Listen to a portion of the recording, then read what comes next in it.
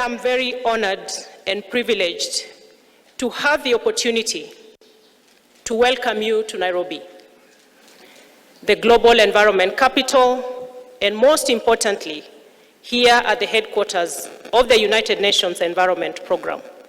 Excellencies and distinguished guests, it has been 10 years since UNEP was launched in 2014, and we can look back with pride at the achievements and milestones of this assembly, which has contributed to addressing the planetary crisis of climate change, nature and biodiversity loss, and pollution, as well as waste management.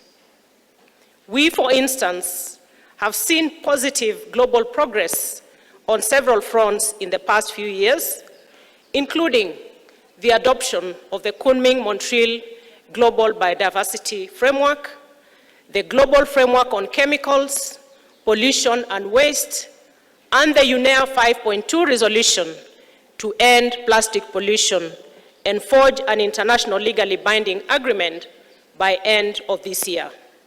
These achievements have been realized not because it was easy to do so, but because we collectively realized that the planet is at peril, and so is humanity. The flip side of this progress has also been a rather worrying trend. Scientific assessments continue to provide us with stark evidence that we must do more to address the environmental crisis. It's really my great pleasure to welcome you this morning in beautiful Nairobi, Kenya, for the 6th session of the United Nations Environment Assembly. And once again, today, the international community is looking to us to deliver. This is our moment to advance the global environmental agenda. This is our moment to build on the pledges that were made in the 5 previous sessions and in the different environmental processes that occur between the sessions of the Environment Assembly. In 2024, ladies and gentlemen, dear colleagues, we are living in a time of turmoil.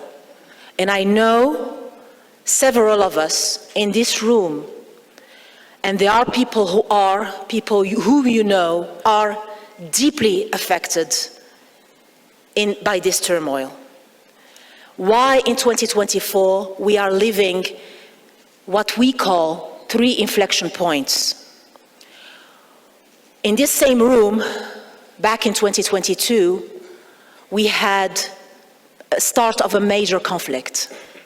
Today, we have at least two major conflicts and geopolitics that are affecting us with major international implications.